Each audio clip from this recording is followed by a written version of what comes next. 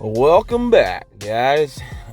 This video will be exclusively throwing drills, no lifting today. So if you come for the lifting content, you're gonna be disappointed. Um, there was enough drills here between my stone throw drills, hammer winds, and some weight for distance drills. I figured 10 minutes is long enough. No need to cut in any extra lifting video. So starting off with mobilizing the hips. Those reverse Nordics are super good for just kind of getting those hip flexors nice and stretched and kind of makes me just feel more open. I don't feel like I'm closed down at the hips. And then this little complex, this series that I got, it's more something just like everything's an isometric hold, almost like a 90-90 isometric hold.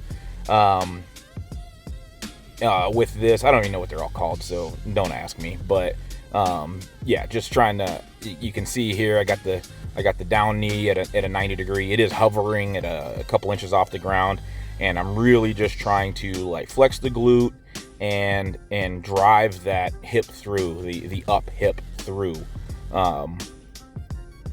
Get as much resistance as I need to. Not trying to break at the low back to allow for like movement there. I'm really just trying to lengthen out the hip flexor. So I do a couple of rotations of those, like 2 to 3 sets of each of these exercises. And then here is some like bent knee Copenhagen's, again with the floating knee at a 90 degree angle. Doing both sides, again 2 to 3 reps, about 10-second holds.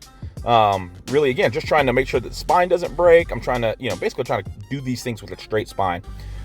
These are great for adductors if you don't already train Copenhagen's. Throw them in.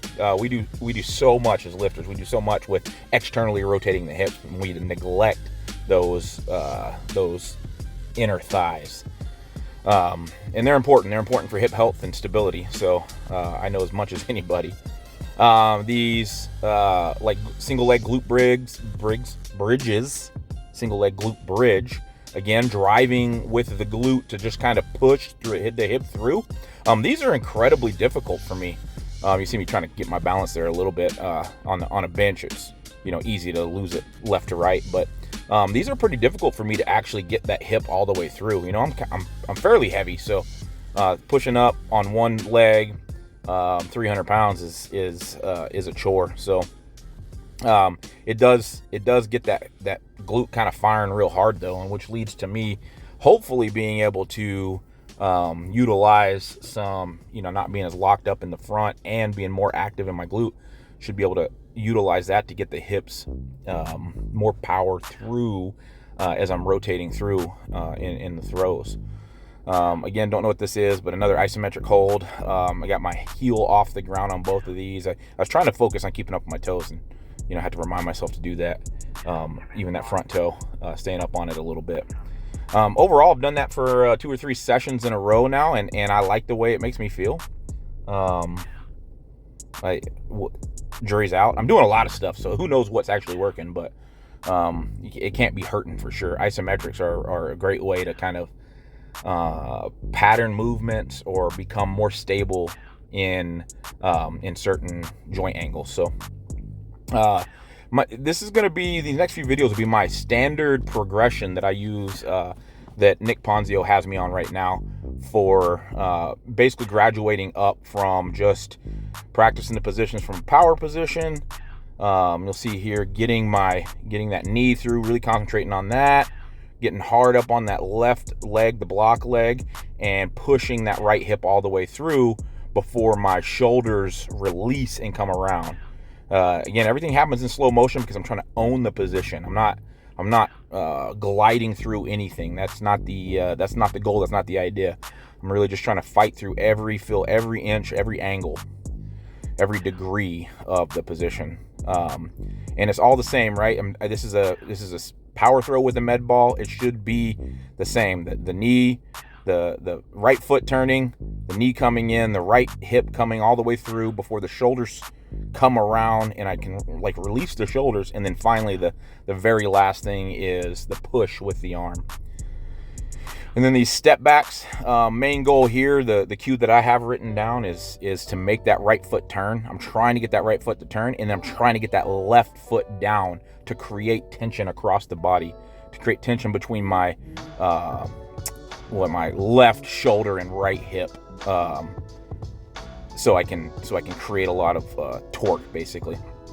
So same story though. The hips through, foot turn, hip through, shoulders through, arm, if that makes any sense at all. And then this is a drill step back, just trying to focus on lifting and then pulling the right foot under me, and then keeping the weight of the ball, whether it be a med ball or a shot put, keeping it back and just right over the right side, so I can stay in that power for longer. And then finally graduated to cleans. Normally, I would be doing these with either just the PVC pipe or the med ball. I did want to tuck a shot. It's been kind of a long time, and I'm trying to get into the mode of throwing. I'm not actually delivering. You're gonna see some really half-assed attempts at me throwing at this wall. That wall is really close. I'm not trying to zing one into the plywood and pop a hole in there, or worse, break the shot. That's an indoor shot, so I don't want to break it, because it ain't cheap to get shipped up here. But my goals are a lot the same. It's just a progression. Gliding back, driving that left leg back, and not allowing my hips and shoulders to turn until I get into the power position. And then getting the left leg down and stretched back, straightening out, nice strong block, turn the right hip, and then climb the left side. And that's a lot of stuff. It's a lot of stuff to think about. That's why we break them down in the drills. That's why we break it down into piece by piece, instead of having remember all of those things at once. Doing 6 to 10 reps at each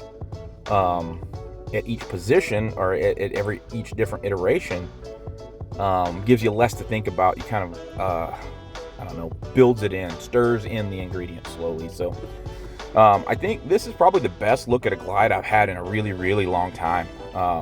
Really happy with how, it's still not good. I wouldn't say good by any means, but I didn't rise up too much. I didn't maintain with my chest down as much as I want to, but my hips I didn't bounce through the trig, if that makes any sense. I wasn't jumping across the trig as much as I was gliding through it, like you're supposed to. That's why it's called a glide.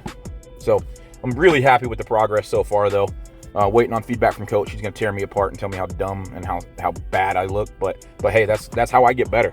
People telling me how bad I am.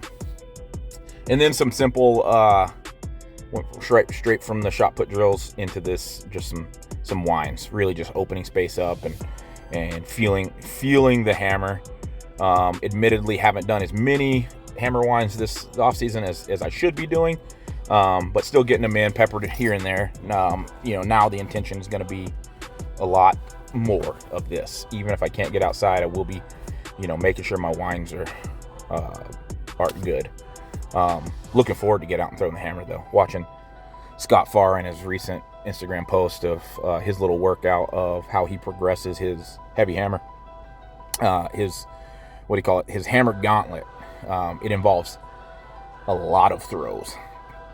And I'm here for it. So a great way to get back in shape would be able to get out and throw the damn 22-pound hammer 60 times in a session. So I'm going to give it a try whenever I can not throw in the ice water.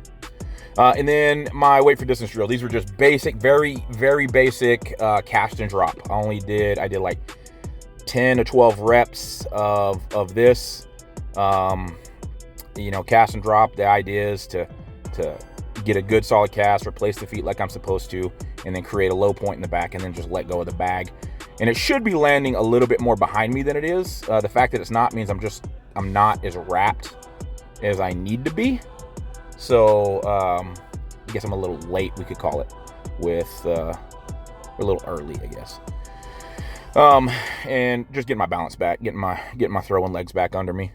It'll take a couple of these sessions to get right back where I need to be, but I'm confident that I'm going to be there. These actually felt better than I thought they were going to. So super happy with that. So that's about it. It's that's all for my throw session. Hopefully there's something of value in here for you. I'd like to break down these a little bit more. I think I'll probably in the next couple of sessions film something out a little bit longer, a little more educational about what I'm looking at. But for now, this will have to do. Tune in for the next ones. I guess I'll leave it at that. All right. Talk to y'all later.